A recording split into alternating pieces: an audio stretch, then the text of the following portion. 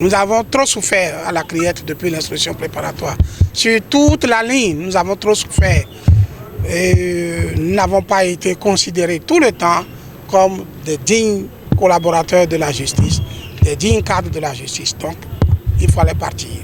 Qu'est-ce que nous reprochons à la procédure? C'est la violation des textes de loi, la violation de tout ce qui est élémentaire. Et ce matin, nous avons commencé par les mêmes violations. Les textes de loi aussi clairs que ça. Bon, on ne veut pas nous suivre, nous avons dit, nous partons, et c'est tout. Il faut partir.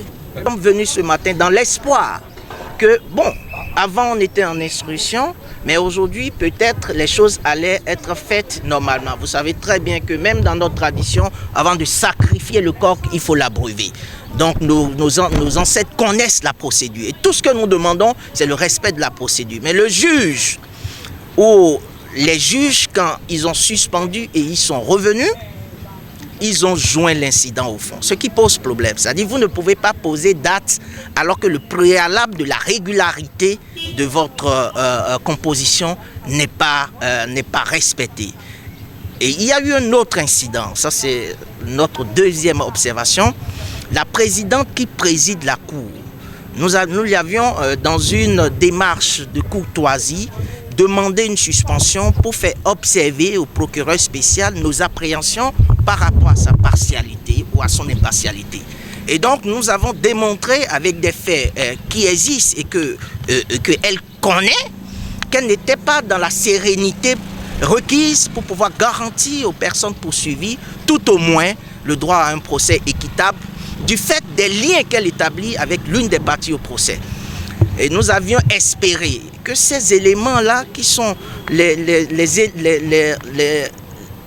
choses élémentaires en matière de procédure et en matière de procès équitable, devaient être suivis. Mais nous avons compris davantage que nous sommes rentrés comme dans un couloir et que contre vents et marées, et que toutes les limites ont été franchies en matière de respect des droits fondamentaux de la défense a pris ses responsabilités.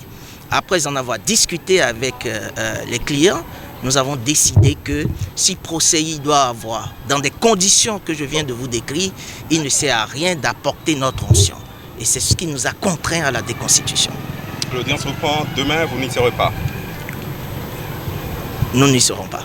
Mais ce que je tiens à vous dire, c'est que la loi impose que lorsque vous poursuivez quelqu'un en matière criminelle, sa défense par un avocat est un impératif. Et donc c'est ça, au moins ça, le ministère public face à cette nouvelle évidence a cru devoir solliciter une suspension et donc ils vont essayer certainement de régulariser sur ce volet-là. Voilà ce que je peux vous dire. Une commission d'avocats d'office, certainement. Mais quelles sont les conditions pour que vous reveniez dans le dossier, vous qui êtes constitué là aujourd'hui? Évidemment, pour revenir dans le dossier, il faut que les préalables que la défense a posés, pour ne serait-ce que donner à ce procès l'apparence d'une justice.